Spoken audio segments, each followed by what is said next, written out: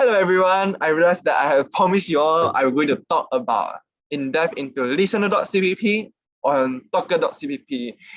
Before that, when we copy and paste this code, actually the wiki.ros already have explained for us already, and it's quite in detail, and I'm going to roughly talk about it. Okay, firstly, we need to include all the library name, and this is a listener. So we first declare we need to run ROS init each time we're going to run a node, and we call this listener. So where this listener going to be at? Anyone know?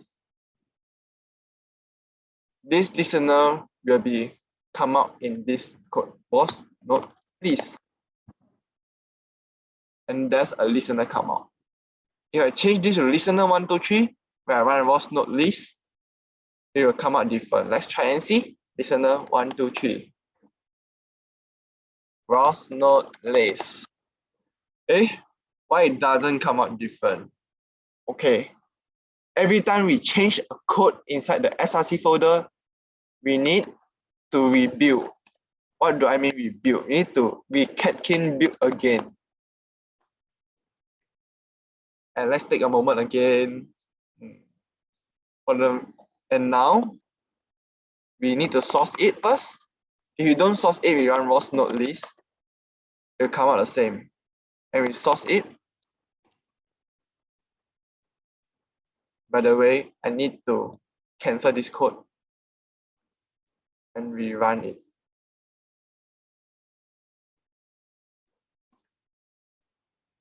As it is running the previous code. And now I'm going to ROS node list. It should come out different listener 123. Next, we need to have a node handler to do all the subscriber or advertise or publishing thing.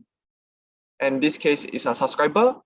So this node will subscribe to a topic named chatter with a 1000 buffer and run this callback function. Whenever it receives a data from the topic named chatter, it will run this chatter callback function. Print out. ROS info means print. We don't use printf in. We can use printf, but it doesn't reflect out. In ROS, we use ROS info. You can imagine it's like a printf, and we ROS pin, enter a loop and pumping the callbacks.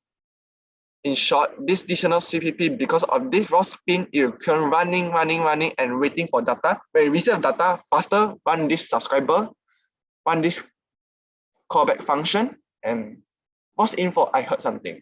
Next is for the talker.cpp, it's almost the same. ROS init is important. And we have a node handler. And this node handler, we are going to publish a data type known as standard messages string. In these standard messages, there are a lot of data types such as integers, float. If you're interested, you can take a look in the documentation. And the topic name we are going to advertise or publish is known as chatter2. Note these two names must be the same.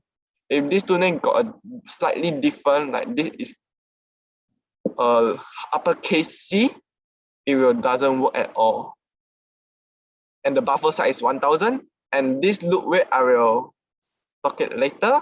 And how the talker going to be run is a while loop and send a message. Imagine it will publish a message and spin once and loop rate. Just now we declare a loop rate. 10 means 10 hertz. In ROS, we need to use loop rate 10. We couldn't, if you have some knowledge about Arduino, I remember got a function known as, is it sleep or something else? But in ROS, you need to strictly use ROS rate, as the timing in ROS may be different in the physical real life. Hence, we need to use loop rate and sleep. 10 hertz means for 10 hertz, and we'll sleep for a while and we run this thing. In this case, as we are already in a while loop, hence we only use spin once instead of spin, as we are already in a while loop.